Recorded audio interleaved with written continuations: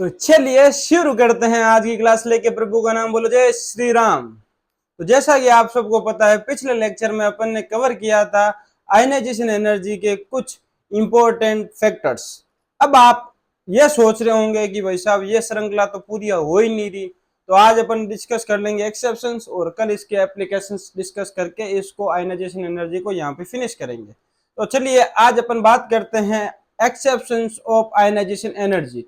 बोले तो एक्सेप्शन, बोले तो अपवाद। तो चलिए शुरू करते हैं।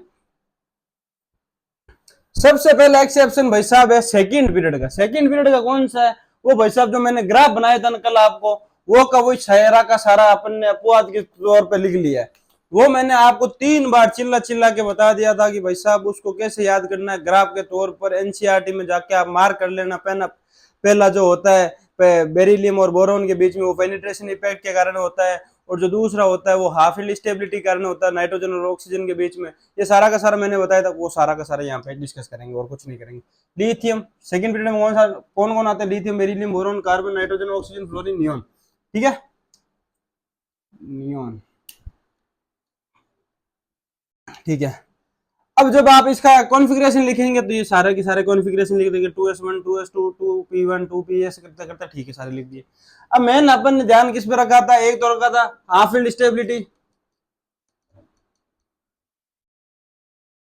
हाफ फील्ड स्टेबिलिटी, और एक यहाँ पे आ गया था पेनिट्रेशन इफेक्ट। तो अगर अपन इसका लास्ट का ओवरऑल अपन जो लिखेंगे, ऑर्डर लिखेंगे, वो कैसे लिखेंगे? सबसे ज्यादा तो कौन हो गया भाई साहब इसमें? ये हो गया कौन? नियोन। नियोन की जो आयनाइजेशन एनर्जी होगी वो सबसे ज्यादा होगी। ठीक है, फिर उसके बाद में फ्लोरीन, फ्लोरीन के बाद में ऑक्सीजन और नाइट्रोजन में मैंने आपको पहले कंपेयर करके बताया था कि भाई साहब नाइट्रोजन होता है उसकी ज्यादा होती है आयनाइजेशन एनर्जी। ये देखो नाइट्रोजन पहले आ गया, फिर बाद में कौन आ गया? ऑक्सीजन, फिर बाद में कार्बन आ गया, फिर बोरोन। बोरोन और बेरिलियम के बीच में मैंने आपको डिफरेंशिएट करके बताया, तो पेनिट्रेशन इफेक्ट के कारण होता है, और पेनिट्रेशन इफेक्ट के कारण क्या आ जाएगा? बेरिलियम आगे आ जाएगा। बेरिलियम के बाद में बोरोन, बोरोन के बाद में वापस आ गया लिथियम। ये तो बात हो गई भाई साहब आयनाइजेशन एनर्जी का फर्स्ट ऑर्डर। अब अपन बात करते हैं एक इलेक्ट्रॉन निकालने के बाद आयनाइजेशन एनर्जी क्या होगी भाई साहब, वो अपन बात कर लेते हैं। मतलब कहने का मतलब एक एक इलेक्ट्रॉन निकालने के बाद अगर +1 चार्ज आ जाता है उसके ऊपर, तो उसके आयनाइजेशन एनर्जी का ऑर्डर क्या होगा सेकंड पीरियड का, वो अपन बात कर लेते हैं। चलो करते हैं। अगर अपन एक इलेक्ट्रॉन निकालेंगे, मान लो इसमें से एक इलेक्ट्रॉन निकाल दिया, तो एक इलेक्ट्रॉन निकालने के बाद में ये तो पूरा सेल ही खाली हो जाएगा, तो जो अंदर वाली ऑर्बिट होगी वो दिखने लग जाएगी अपन को। फिर इसके अंदर S2 था तो S1 हो जाएगा, P1 था तो P1 तो निकल गया, फिर बाद में बचेगी कौन सी सेल? S बचेगी, S2 P1 P2 ऐसे करते करते अपन फिल कर देंगे। इलेक्ट्रॉनिक कॉन्फ़िगरेशन लिखने के बाद वही काम करना अपन को। मेन तो काम क्या करना है? ये जो पेनिट्रेशन इफेक्ट वाला सर्कल कर लेना, और एक ये हाफ फील्ड स्टेबिलिटी वाला सर्कल कर लेना। जैसे आप सर्कल करोगे तो आपको पता चल जाएगा भाई साहब किसको आपको आगे लिखना है और किसको रिप्लेस करके लिखना है। समझ में आ जाएगा कैसे? अपन बात कर लेते हैं। सबसे पहले इसका ऑर्डर लिखते हैं हम। आयनाइजेशन एनर्जी का सेकंड पीरियड के लिए सेकंड आयनाइजेशन एनर्जी का ऑर्डर कैसे लिखेंगे वो आप समझ लीजिए। पहले लिथियम क्यों लिखा भाई साहब? सबसे इंपॉर्टेंट बात यहाँ पे ध्यान करने की ये है कि सबसे पहले मैंने लिथियम क्यों लिखा। लिथियम का अगर आप इलेक्ट्रॉनिक कॉन्फ़िगरेशन देखोगे तो भाई साहब इसका जो ऑर्बिट है ना S2, S के अंदर सारे के सारे इलेक्ट्रॉन भरे हुए। पहली बात तो फुल्ली फील्ड है, दूसरी बात पेनिट्रेशन इफेक्ट के कारण ये लिथियम सबसे पहले आ जाएगा। फिर बात है नियोन, नियोन को नियोन लिख दिया। फिर ऑक्सीजन और फ्लोरीन के बारे में अब थोड़ा क्या चलेगा, वो चलेगा क्या? कंपटीशन, कंपटीशन चलेगा तो ऑक्सीजन आगे आ जाएगा, फ्लोरीन पीछे चला जाएगा हाफ फील्ड स्टेबिलिटी के कारण। फिर वो का वही नाइट्रोजन आ गया, नाइट्रोजन कार्बन और बोरोन के बीच में गड़बड़ी चलेगी तो बोरोन आगे आ जाएगा, कार्बन पीछे चला जाएगा, और बेरिलियम तो एज इट इज रह जाएगा। ये तो भाई साहब सारी की सारी बात होगी किसकी? ये सारी की सारी बात होगी सेकंड पीरियड की। अब अपन बात करते हैं थर्ड 3D सीरीज की। अब भाई साहब सेकंड पीरियड का तो मैंने 3-4 बार आपको समझा दिया था, इसलिए आपको याद हो गया। अब 3D की अगर सीरीज की बात करते हैं ना भाई साहब, इसमें एक्सेप्शन तो मतलब है, लेकिन आप उसको भूलने के बहुत ज्यादा चांस है। उसी के लिए मैंने आपको साथ साथ में हिंट भी लिखा दिए, तो साथ साथ में आप उसको हिंट को भी याद कर लीजिए। आपको वो याद कैसे करना है वो मैं समझा देता हूँ। 3D सीरीज का आयनाइजेशन एनर्जी का फर्स्ट आयनाइजेशन एनर्जी का अपन ऑर्डर लिखने जा रहे हैं भाई साहब, वो है स्कैंडियम। 3D सीरीज का जो भाई साहब वीक एलिमेंट्स होते हैं ना 21 टू लेके 30, वो सारे के सारे एलिमेंट्स मैंने लिख रखे। Scandium, titanium, vanadium, chromium, magnesium, iron, cobalt, निकल, कॉपर, जिंक। अब इसमें आपको याद क्या रखना है? जैसे जैसे आप उधर जाते जा रहे हो जिंक की तरफ, तो क्या हो रहा है भाई साहब? आयनाइजेशन एनर्जी बढ़ रही है। लेकिन लेकिन दो तीन जगह आपको प्रॉब्लम देखने को मिल रही है। मेन प्रॉब्लम तो कहाँ पे आ गई, यहाँ पे आ गई। एक तो फर्स्ट प्रॉब्लम यहाँ पे आ गई, सेकंड प्रॉब्लम यहाँ पे आ गई, और थर्ड प्रॉब्लम यहाँ पे आ गई। इन तीनों का अगर ऑर्डर देखोगे ना, थोड़ा सा चेंज है। वो क्या है भाई साहब, इंक्रीजिंग ऑर्डर की बजाय क्या है, तीनों का डिक्रीजिंग हो रहा है, सॉरी डिक्रीजिंग है। तो आप इसको याद कैसे रखोगे, कैदी नंबर 267, क्या याद रखोगे, कैदी नंबर 267, कैसे याद रखोगे इसको, कैदी नंबर 267 कैसे, फर्स्ट फर्स्ट एलिमेंट हो गया, सेकंड सेकंड के बाद में प्रॉब्लम आ रही है, इसलिए दो, छह के बाद में आ रही, दो का तीन चार पांच छह, छह के बाद में प्रॉब्लम आ रही है तो सिक्स, और सात के बाद में प्रॉब्लम आ रही है तो सेवन।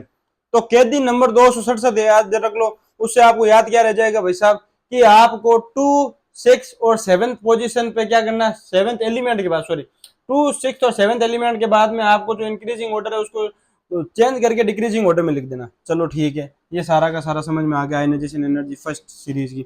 अब बात करते हैं 3D सीरीज की आयनाइजेशन, सेकंड आयनाइजेशन एनर्जी की अपन बात करते हैं। तो उसमें आपको याद क्या रखना है, पहले में तो आ गया क्या भाई साहब, ये तीनों के तीनों चेंज हो गए, कौन सा 267 पे। अब बात करते हैं आयनाइजेशन एनर्जी सेकंड की बात करते हैं। उसमें क्या होता है कि भाई साहब जो क्रोमियम होता है ना, आपको पता है 4s1 3d5 होता है। तो अगर आप एक इलेक्ट्रॉन निकाल दोगे तो एस का इलेक्ट्रॉन निकल जाएगा, बाकी बचेगा 3d5। और इसके अंदर होता है 4s2 3d5, तो एक इलेक्ट्रॉन निकालने से एस में से निकलेगा। जैसे एस में से निकला, एस में से निकलने से प्रॉब्लम क्या होगी भाई साहब, अपने पास ये तो हो गया हाफ फील्ड, और इसमें एक इलेक्ट्रॉन ज्यादा आ गया। एक इलेक्ट्रॉन ज्यादा आने के कारण जो क्रोमियम होगा वो ज्यादा स्टेबल हो जाएगा, ज्यादा स्टेबल हो जाएगा। उसी के कारण क्या यहाँ पे प्रॉब्लम आ जाएगी। ठीक है, सेम एज इट इज इसमें हो जाएगा कॉपर और जिंक के बारे में। कॉपर और कॉपर में तो क्या 3d10 fully filled electron, fully filled orbit orbital, और इसमें एक इलेक्ट्रॉन ज्यादा होने के कारण यहाँ प्रॉब्लम हो जाएगी, और क्या हो जाएगा, कॉपर ज्यादा स्टेबल हो जाएगा। इसी कारण इन दोनों में प्रॉब्लम क्या है कि एक तो आएगी 4 नंबर पर और एक आएगी 9 नंबर पर। तो हिंट अपन ने क्या लिख दिया भाई साहब, 49, क्या लिख दिया 49। पहले का याद रखो, आपको मेन इंपॉर्टेंट वो ये कैदी नंबर 267, फिर उसके बाद में आपको याद रखना 49, और लास्ट का जो एक ही है भाई साहब वो 5 नंबर पे आपको चेंज देखने को मिलेगा। आयनाइजेशन एनर्जी थर्ड की बात अगर अपन करते हैं, तो एक थर्ड की बात करेंगे तो 2 इलेक्ट्रॉन निकालने पड़ेंगे। जैसे जैसे आप जाते जाओगे, क्रोमियम को आपको पता है 4s1 3d5 होता है, तो इसका अपन ये अपना क्या रेंज में नहीं है, क्योंकि एक इलेक्ट्रॉन तो पहले से निकल जाएगा, दूसरा निकलेगा 4d से, तो d4 बच गया, ये तो अपने उसमें कंपटीशन में नहीं है। फिर इसमें 4s2 होता है, आपको पता होता है मैग्नीशियम में, मैग्नीशियम में 4s2 होता है, तो 2 इलेक्ट्रॉन निकालने से क्या हो गया, इसके सारे के सारे इलेक्ट्रॉन चले जाएंगे।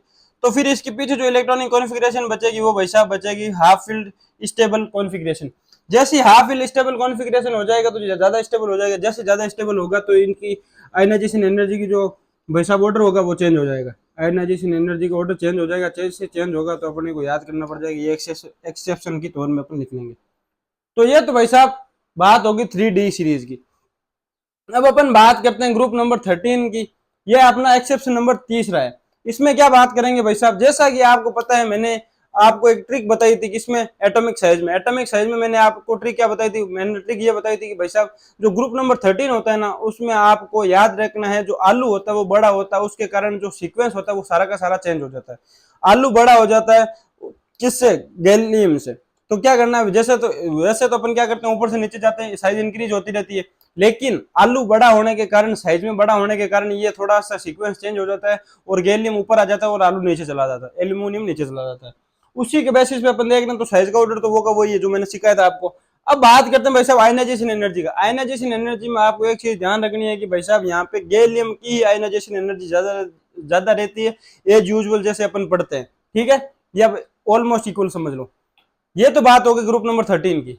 अब इसी के बेसिस पे अपन एक और पॉइंट डिस्कस करेंगे, वो बात करेंगे इसके बाद में लेंथन और कॉन्ट्रैक्शन के बाद में। एक बार आप लेंथन और कॉन्ट्रैक्शन पढ़ लो, उसके बाद में वो थोड़ा पॉइंट समझा देंगे। इफेक्ट ऑफ लेंथन और कॉन्ट्रैक्शन, लेंथन और कॉन्ट्रैक्शन किस वजह से आता है भाई साहब, आपने पढ़ा था एफ ब्लॉक, एफ ब्लॉक में आपने 2 सीरीज पढ़ी थी। एक सीरीज तो पढ़ी थी आपने लेंथन और कॉन्ट्रैक्शन, और दूसरी सीरीज पढ़ी थी आपने एक्टिन और कॉन्ट्रैक्शन। लेंथन और कॉन्ट्रैक्शन नहीं, लेंथन और सीरीज के कारण लेंथन और कॉन्ट्रैक्शन आता है, और एक्टिन और सीरीज के कारण एक्टिन और कॉन्ट्रैक्शन आता है। अभी लेंथन और कॉन्ट्रैक्शन होता है क्या भाई साहब, ये एक बार समझ लो आप। लेंथ एंड कॉन्ट्रैक्शन होता है ना भाई साहब, वो किसको अफेक्ट करता है भाई साहब, आयनाइजेशन एनर्जी को बहुत ही पावरफुली अफेक्ट करता है। कैसे अफेक्ट करता है वो अपन कुछ एग्जांपल के माध्यम से देख लेते हैं। आपको पता है जैसे जैसे लेंथ एंड कॉन्ट्रैक्शन की अपन बात कर रहे थे किसमें, एटॉमिक साइज में, तो एटॉमिक साइज में अपन बात कर रहे थे तो 4D और 5D में साइज क्या आ रहा था, लगभग इक्वल आ रहा था। लेकिन जब अपन आयनाइजेशन एनर्जी की बात करते हैं ना भाई साहब, इसमें जो 5D सीरीज के एलिमेंट्स होते हैं ना सारे के सारे, उनकी आयनाइजेशन एनर्जी ज्यादा हो जाती है। क्यों हो जाती है? सारे के सारे लेंथ एंड कॉन्ट्रैक्शन के कारण होता है। ये सारा का सिस्टम लेंथ एंड कॉन्ट्रैक्शन के कारण हो जाता है। अब अपन बात करते हैं भाई साहब, अगर एक एग्जांपल लेके बात करें, तो आपको पता है ग्रुप नंबर अपन 11 की बात कर लेते हैं, ग्रुप नंबर 11 की। ग्रुप नंबर 11 में आपको पता है तो कुछ आग और जलाओ, ठीक है। अब इसको आपको याद कैसे रखना है भाई साहब, कॉपर की तो साइज बड़ी है, फिर बाद में क्या नहीं आयनाइजेशन एनर्जी ज्यादा है, फिर उसकी सिल्वर की कम हो गई, फिर गोल्ड की वापस ज्यादा हो गई, तो इसको ऑर्डर क्या होगा भाई साहब, वो सही ऑर्डर लिखवा दो। सही ऑर्डर ये रहा आपका। सबसे ज्यादा किसकी हो जाएगी आयनाइजेशन एनर्जी? गोल्ड की, फिर उसके बाद में कॉपर की, फिर उसके बाद में सिल्वर की। सिल्वर की आयनाइजेशन एनर्जी सबसे कम रहती है तीनों में से, इसीलिए ये ऑर्डर थोड़ा मतलब एक्सेप्शन के तौर पे अपन पढ़ लेते हैं, ठीक है।